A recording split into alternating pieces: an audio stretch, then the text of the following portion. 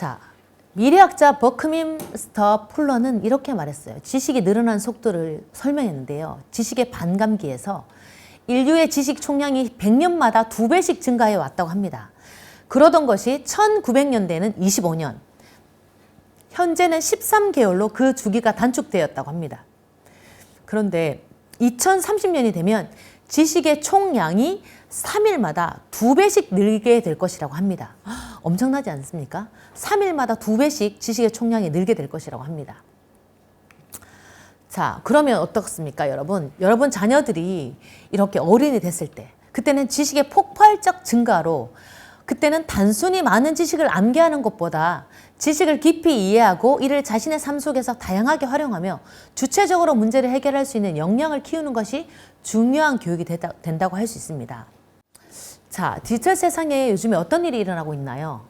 새로운 문제점이 많이 등장하고 있죠. 딥페이크나 허위 정보 확산으로 인해서 이 디지털 기술을 악용하는 세상이 되고 있는데요. 그렇다면 이 디지털 세상에서 우리 자녀들에게도 필요한 것은 또 무엇일까요? 디지털 역기능으로부터 우리 자녀를 보호하기 위한 디지털 권리가 8가지가 있는데요. 개인정보 침해, 지식재산 침해, 악성 댓글, 사이버 불링, 온라인 그루밍, 딥페이크, 허위 조작 정보, 디지털 오남용 이런 것들이 있습니다. 자, 그렇다면 디지털 세상에서 우리 아이들을 지키기 위한 디지털 권리 역량이 필요한데요. 자, 이것은 무엇을 의미하냐면 디지털 중심으로 펼쳐진 이 세상에서 학생들이 자유롭게 그 정보를 활용하고 이해하면서 이 디지털 위험으로부터 자신의 인권을 보호하고 지키는 동시에 또한 연대를 바탕으로 또 친구들과 타인과 협력하기 위한 역량을 디지털 권리 역량이라고 합니다. 이것은 3가지로 나타낼 수 있는데요. 자유와 인권과 연대, 이것이 디지털 권리의 기본 가치인데요. 자유는 뭐냐 하면 학생들이 디지털 사회에서 다양한 정보를 자유롭게 활용하고 이해하기 위한 역량을 말하는 거고요. 인권은 디지털의 위험으로부터 자신의 인권을 보호하고 지키기 위한 역량을 말하는 겁니다. 연대는 뭐냐면 이 디지털 사회에서 혼자가 아니라 연대를 바탕으로 타인과 협력하기 위한 역량, 이 3가지를 디지털 기본 가치라고 할 수 있습니다. 자, 그러면 디지털 시대의 AI 미래 역량, 가장 중요한 교육이 무엇일까요? 가장 중요한 역량이 무엇일까요? 네, 바로 6C라고 할 수 있는데요. 6가지라고 할 수 있습니다. 첫 번째, 창의력. 두 번째, 협력. 세 번째, 비판적 사고. 네 번째, 소통. 5번째, 동정, 긍휼한 마음. 6번째, 책임감, 헌신. 오늘 강의에서 가장 핵심이라고 할 수 있는 내용이 바로 이건데요. 여러분, 디지털 시대에 가장 필요한 역량은 이 6가지라고 할 수 있습니다. 인공지능으로 인한 자동화가 가속화되면서 전문 지식의 보편화로 원하는 지식이 습득이 아주 쉬워졌잖아요. 근데 이 6가지 역량이 우리 아이들에게 가장 필요한 역량이라고 할 수 있습니다. 창의력, 네, 가장 중요하죠. 창의성. 창의성이 왜 중요할까요? 인공지능이 사실은 방대한 데이터를 기반으로 정말 빠르고 정확하게 분석하고 예측할 수 있지만 이 새로운 아이디어를 창출하거나 예술적인 활동을 할 수 있는 것은 우리 인간만이 할 수 있습니다. 그래서 따라서 인공지능이 따라할 수 없는 독창적인 사고와 혁신적인 아이디어를 만들어내는 능력이 더 중요하다는 거예요. 그래서 창의성이 있는 아이로 키우는 것이 중요하다는 겁니다.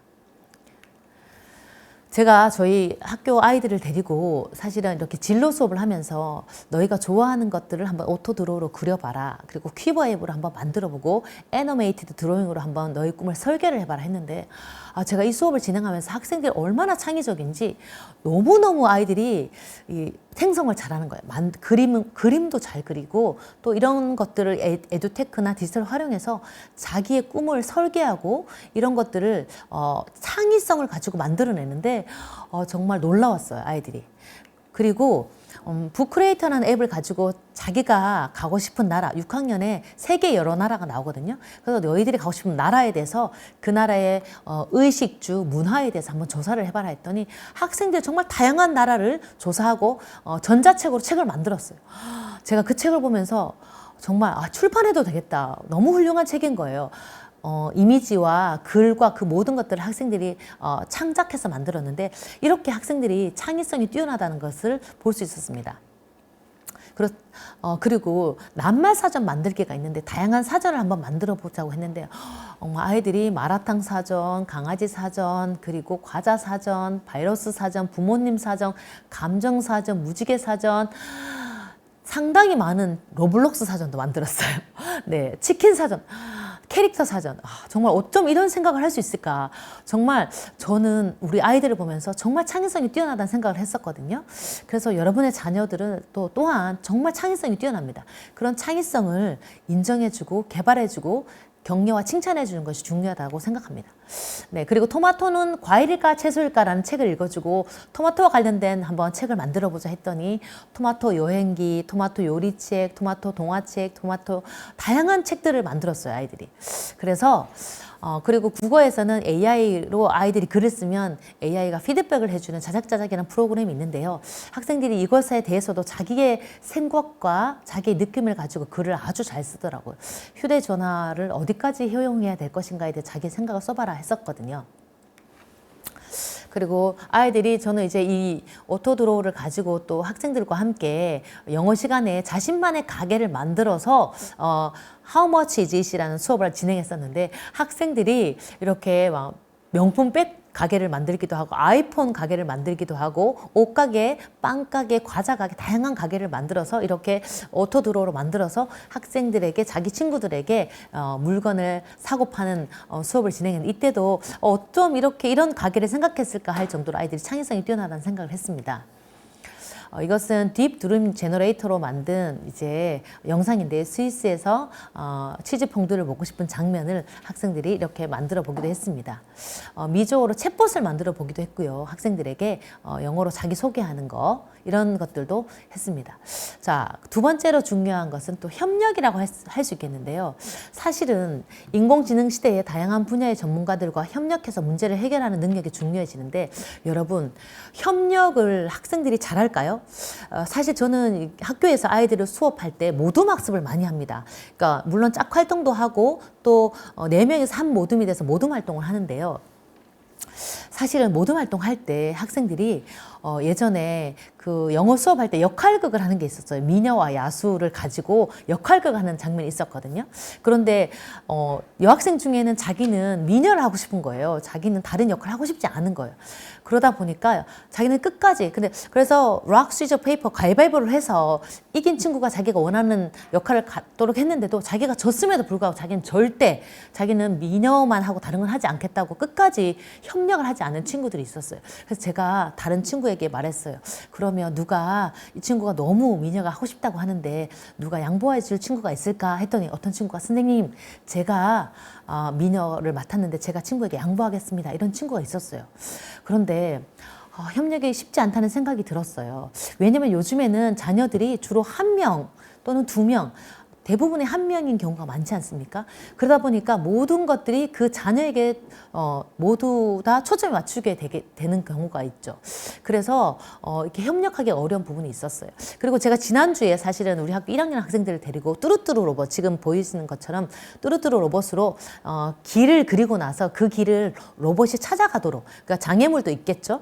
그래서 모둠끼리 협력해서 큰 다양한 길을 만들고 다양한 장애물을 만들어서 이 로봇을 카드 코딩을 해서 찾아가게 하도록 했어요. 그래서 모둠끼리 의논을 해라. 어떤 길을 만들까? 또 어떤 장애물을 그릴까? 의논하라고 했거든요. 근데 어떤 모둠은 정말 역할을 나누어서 어떤 멋지게 그리고 또 장애물도 잘 그려서 협동해서 잘 완성했는데 어떤 모둠은 선생님 쟤는요 자기는 장애물만 그리고 있고요. 아무것도 안 해요. 그리고 저 친구는 자기 하고 싶은 것만 하고 있어요. 자기 길만 그리고 자기 혼자서 다 하려고 해요. 이렇게 이야기를 하는 거예요. 그래서 제가 가서 다시 또 중재하면서 자, 다시 한번 우리 친구들과 사이좋게 협력해서 의논해서 역할을 한번 정해보자 이렇게 한 적이 있었거든요. 그래서 여러분 중에 자녀가 한 명 있는 분도 계시고 2명 또 3명 있는 분도 계실 텐데 사실은 자녀가 1명인데도 너무나 그 자녀를 잘 양육해서 협력을 잘하게 만드는 분도 계시지만 사실은 이제 3명인 자녀는 사실은 그 가정에서 벌써 양보와 협력과 배려와 이런 갈등을 모두 겪었기 때문에 그런 것들이 조금 잘 되긴 하는데 1명인 자녀는 그런 경험을 가정에서 많이 못 해봤기 때문에 부모님들께서 그 역할을 해주시는 게 되게 중요합니다. 왜냐하면 그런 경우 있잖아요. 뭐 맛있는 걸 시켰는데 치킨이 왔어요. 근데 사실은 대부분의 아이들 닭다리를 좋아하잖아요. 그러면 부모님들 어떠세요? 내 자녀가 1명인 경우. 엄마는 너 다 먹어. 너 먹는 것만 봐도 배불러. 엄마는 안 먹어도 괜찮아 하면서 아버지, 어머니 모두 다 그 아이가 그냥 좋아하는 닭다리 다 먹게 그냥 놔두시잖아요. 그런데 그때 엄마도 이거 닭다리 먹고 싶어. 나눠 먹자. 아빠도 먹고 싶어. 이렇게 하면서 뭔가 서로 양보하고 또 배려하고 또 뭔가 함께 할 수 있도록 이런 연습을 할 수 있는 것들을 만들어주는 게 중요하다는 생각이 들어요. 그리고 어머니들 어떠세요?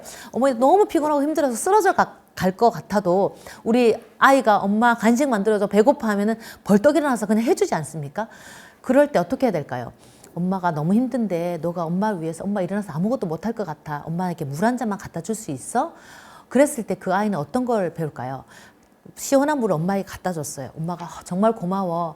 엄마가 네가 주는 물을 먹으니까 힘이 나서 어떤 걸 할 수 있을 것 같아.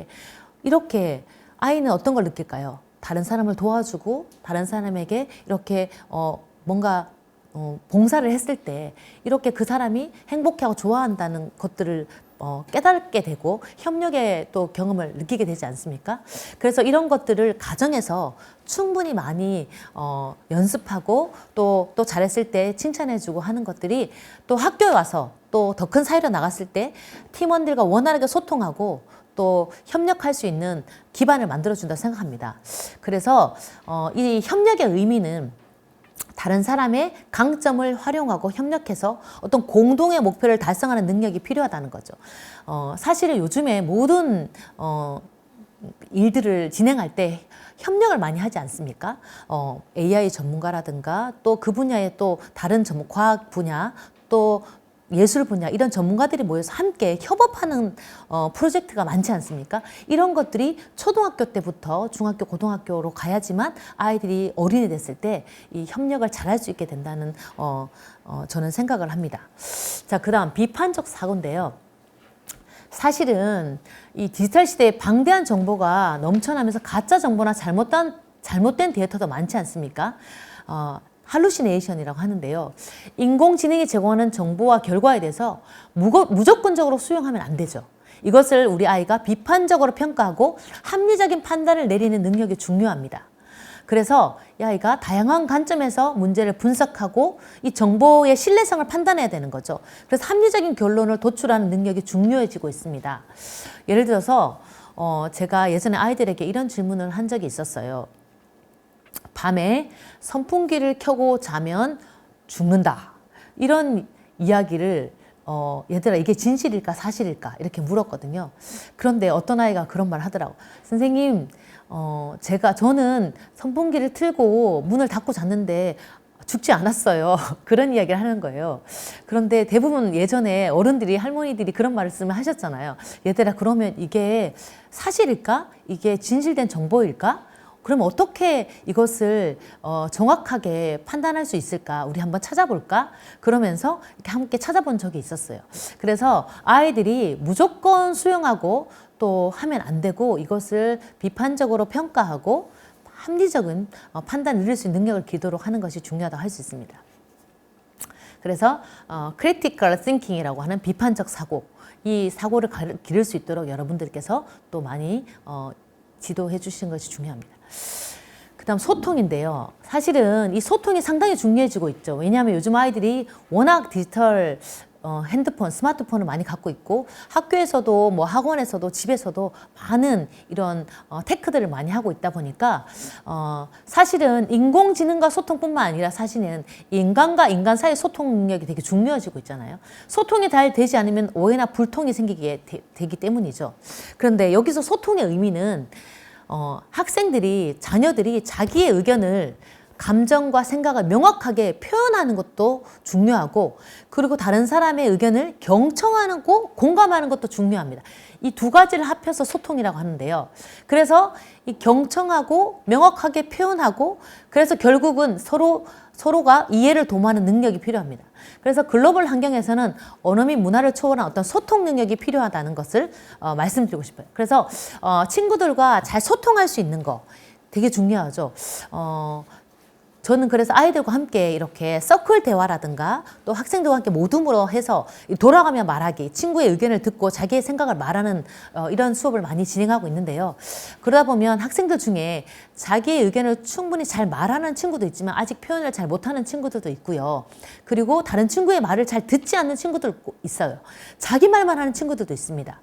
그래서 어머니들께서는 어릴 때부터 여러분 자녀가 여러분에게 어떤 말을 했을 때 어머니들께서 먼저 경청하고 공감하는 태도를 보여주는 게 중요하고요. 그리고 학생이 어머니의 말을 또 했을 때 그 아이가 잘 경청하는 했을 때 또 칭찬하는 것 또한 중요한 교육이라고 할 수 있습니다. 그 다음 동정과 긍휼이라고 할 수 있는데요. 컴패션이라고 하죠. 사실은 인공지능은 논리와 효율성에 기반해서 의사결정을 내리고 있지만 우리 인간은 감정과 그리고 윤리적 도덕적인 고려를 바탕으로 판단한다는 거죠. 사실은 우리 아이들이 아무리 똑똑해도 어떤 다른 사람의 고통, 친구의 고통에 공감하고 이해하지 못한다면, 따뜻한 마음을 가질 수 없다면 그것이 정말 의미가 없지 않습니까? 그래서 우리는 타인의 고통에 공감하고 이해하면 따뜻한 마음으로 도울 수 있는 이 능력, 이것은 인공지능이 대체할 수 없는 인간 고유의 능력이기 때문에 역량입니다. 그래서 우리 인공지능이 발전할수록 우리 아이들이 더욱 인간적인 가치를 추구하고 사회적 약자를 배려하는 따뜻한 마음을 가질 수 있도록 여러분들께서 적극적으로 또 도와주고 지원해 주는 것이 중요하다고 생각합니다. 사실 예전에 제가 어떤 분에게 이런 상담을 받은 적이 있어요. 자기 자녀가 중학교 2학년 사춘기인데 남자아이인데 하루 종일 게임만 하고 학원도 안 가고 계속 반항하고, 그래서 너무 힘들다. 이 여름 방학인데 어떻게 하면 좋을까? 이렇게 놔두면 안 될 것 같은데 고민이 많다 하면서 고민을 상담해 오신 적이 있었어요. 그래서 제가 이 아이가 계속 게임만 하고 또 반항하고 또 학원도 안 가고 계속 이렇게 하니까 부모님들이 너무 힘들어 하셔서, 그러면 그 한 달 동안 학원을 보내지 마시고 이렇게 봉사를 보내는 건 어떠냐, 제가 이렇게 추천한 적이 있습니다. 그래서 그 아이가 봉사를 갔습니다. 그래서 어디로 갔냐면 인도라는 나라에 봉사를 갔거든요. 근데 그때 당시 사랑의 봉사단이라는 단체에서 그러니까 중학생, 대학생, 어른 이렇게 같이 연합해서 함께 이렇게 봉사활동을 가는 단체가 있었는데, 그 학생이 이제 맡은 역할이 구급 약통을 맡은 역할이었거든요. 그런데 이 학생이 약간 사춘기고 좀 이렇게 말 안 듣고 그러지 않습니까? 공항에서 자기가 맡은 역할이 구급 약통이었는데 그걸 분실한 거예요. 그래서 비행기가 이제 출국하기 전 한 20-30분 전에 그걸 잃어버려가지고 온 그 같이 온 단체 팀들이 그걸 찾기 위해서 막 노력했어요. 근데 결국은 그걸 찾은 거죠.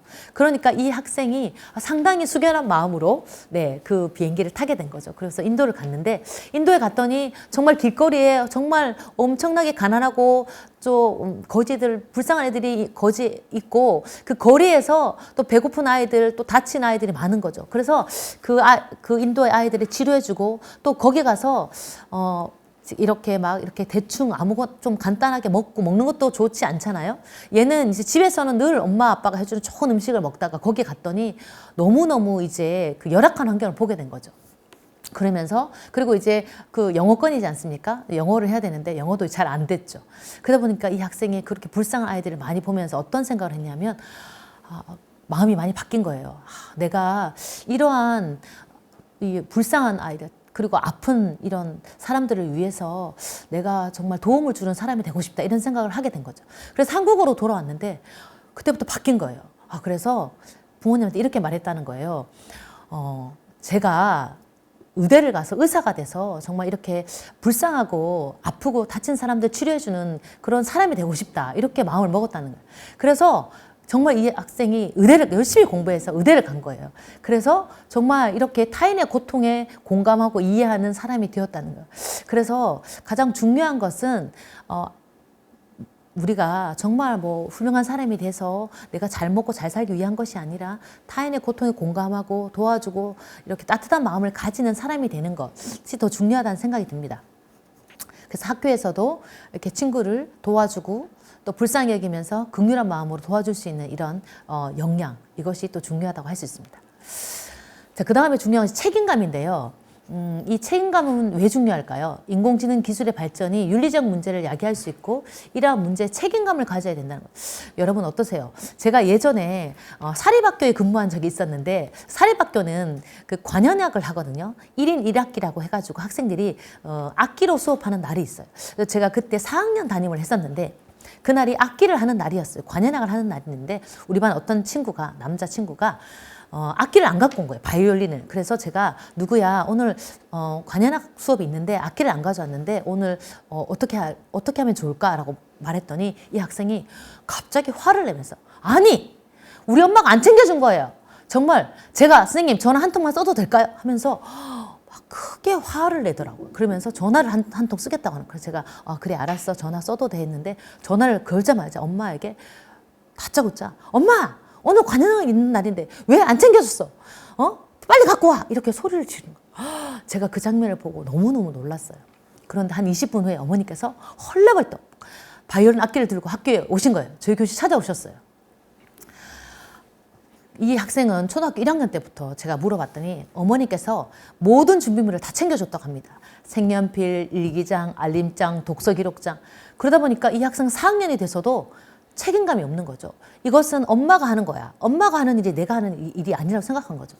그래서 여러분들 자녀들에게 정말 어릴 때부터 자기의 일에 대해서 책임감을 갖도록 하는 아이로 키우는 게 되게 중요합니다. 그래서 무조건 어머니께서 다 챙겨주는 것이 자녀를 사랑하는 것이 아니라 자녀에게 뭔가를 해야 되는 일이 있을 때 하라고 하고 그것을 잘 했을 때 정말 잘했구나. 그 다음에 그걸 체크하는 것으로부터 시작해야 되고 그래야지 그 아이가 책임감을 갖는 아이로 크는 거죠. 어떤 문제를 아이가 일으켰어요. 친구가 어떤 문제가 생겼을 때도 먼저 질문을 하겠죠. 이런 일이 생겼구나. 어떻게 하면 좋을까? 이렇게 해야 되는데 어머니 어떠세요? 이거 당장 학폭으로 신고해야겠어. 누가 그랬어? 그 아이랑 놀지 마. 이렇게 하시지 않습니까? 그러지 말고 정말 그 문제에 대해서 스스로 생각하고 또 질문하고 해결점을 찾아갈 수 있도록 책임감을 갖는 아이로 키우는 것이 중요합니다. 그래서 자신의 행동과 결정이 사회에 미치는 영향을 고려해서 윤리적인 기준에 따라 행동하는 능력이 되게 중요하다는 거죠. 그래서 인공지능 시대에서 마찬가지로 인공지능 기술을 올바르게 활용하고 사회적 책임을 다하는 윤리적인 시민으로서 역할을 수행해야 된다는 거죠. 예전에 어떤 학생이 딥페이크로 이렇게 합성해서 사진을 올렸잖아요. 그렇죠? 그랬으면 그 부분에 대한 것도 그 학생이 책임감을 져야 되는 거죠. 그것은 윤리적인 문제고 그것이 그렇게 한 학생이 그것에 대한 책임을 져야 된다고 생각합니다. 그 다음 그래서 작은 일부터 책임을 지는 훈련을 시키는 거 중요합니다. 어릴 때부터 책임감을 갖는 아이로 키우는 것이 중요하다는 거죠. 제가 저희 아이가 어릴 때 어린이집 유치원에서 뭔가 팥빙수를 만든다고 준비물을 가져오라고 했나 봐요. 근데 제가 그날 이제 저녁에 집에 왔는데 저희 아이가 눈물을 울먹울먹 하면서 어머니 오늘 팥빙수를 만드는 날인데 저만 팥만 넣어서 먹었다는 거예요. 그게 무슨 일이냐 했더니 다른 친구들은 뭐 콘프레이크, 과일, 젤리 여러 가지 맛있는 걸 많이 넣었는데 자기만 팥밖에 못 먹었대요. 왜 그랬네? 엄마가 안 챙겨줬다는 거예요. 그래서 제가 너가 오늘 팥빙수 만드는 날이니까 엄마에게 엄마 이런 것들이 이걸 만드니까 이런 것도 저도 챙겨주세요 했다면 엄마 챙겨줬을 텐데 다음에는 꼭 엄마한테 말하렴 이렇게 말했어요. 그랬더니 이 아이가 그 다음부터는 포스트잇에다가 그 필요한 준비물을 다 써가지고 어머니 내일 이게 필요하니까 알려주세요라고 말하더라고요. 그래서 그 다음부터는 그 아이가 필요하다고 하는 걸 챙겨주고 나머지는 본인 스스로 다 챙겼어요. 집에 있는 것은 너가 챙기고 없는 것을 엄마에게 말해라 이렇게 말했거든요. 그래서 그러다 보니까 이 아이는 모든 것들을 스스로 하는 훈련이 1학년 때부터 됐어요. 그래서 색연필, 독서기록장, 알림장 이런 것들을 스스로 다 챙기기 시작했죠. 그래서 초등학교 6학년 때인가요? 실과 주먹밥 만들기, 샌드위치 만들기를 한다고 저한테 뭐 준비물을 챙겨달라고 한 적이 있었어요. 근데 그때 제가 이제 어머니 병원에 갔다 오는 길에 이제 마트를 들려가지고 쇼핑백에다가 주먹밥과 샌드위치 재료를 모두 담아서 쇼핑백에 담아서 저희 아들에게 줬거든요. 근데 저희 아들이 그 쇼핑백을 들고 와서는 저에게 큰절을 하더라고요. 그래서 무슨 일이야? 그랬더니 어머니 처음부터 끝까지 모든 준비물을 챙겨서 쇼핑백에 담아준 적이 제가 처음이라는 거예요. 좀 미안한 마음이 들긴 했지만 너무 감동하는 거예요, 저희 아들이. 그래서 지금까지 모든 것들을 스스로 혼자 챙기고 알아서 하는 자녀로 크고 있습니다. 그래서 여러분들도 여러분이 자녀를 사랑하는 것들이 다 챙겨주는 것이 아니라 자녀에게 어떤 것들을 알려주고 그것을 스스로 했을 때 정말 칭찬해주고 격려해주고 지원해주는 것이 더 중요하다는 것입니다. 네. 그러면 AI 시대 우리 아이들이 행복하게 살아가기 위해 꼭 필요한 것이 무엇일까요? 초자기 주도력이라고 할 수 있습니다. 자기 주도력에서 더 나아간 심화된 개념으로 자신의 학습과 발전을 주도적으로 이끌어가는 능력을 높은 수준으로 발휘하는 것을 의미하는 것이죠. 자, 우리 2022 개정 교육 과정에서도 주도성을 중요하게 생각하고 있습니다.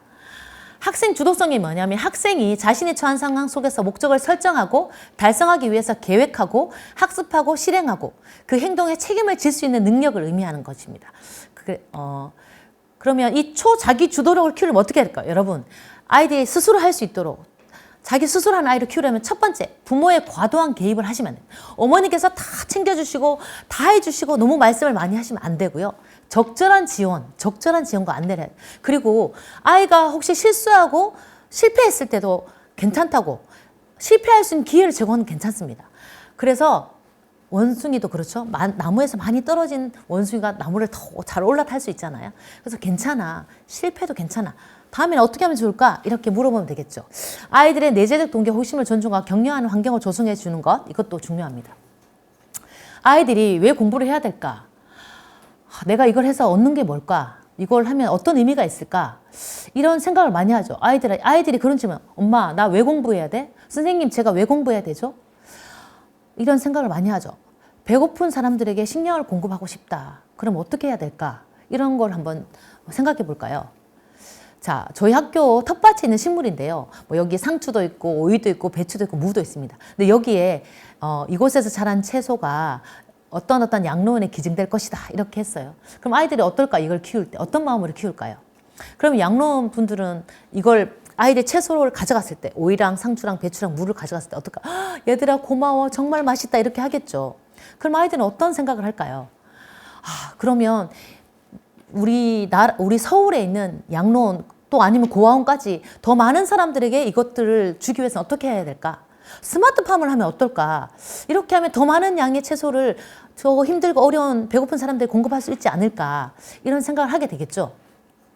제가 진로와 직업 수업에서 튜닝을 가지고 아이들에게 자기가 커서 되고 싶은 직업에 대해서 한번 튜닝으로 한번 만들어 보라고 했어요. 3학년 학생이 만든 건데요. 이 학생이 이렇게 만들었어요. 저의 꿈은 의사예요. 저는 미래의 어린이 병원에서 어린이들이 건강하게 해줄 거예요.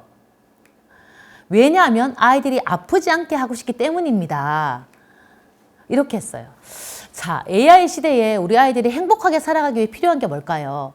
여러분, 저는 이 교육이 자기 자신만의 이익이 아니라 모든 사람의 행복, 다른 사람의 행복을 위한 것이어야 된다고 생각합니다.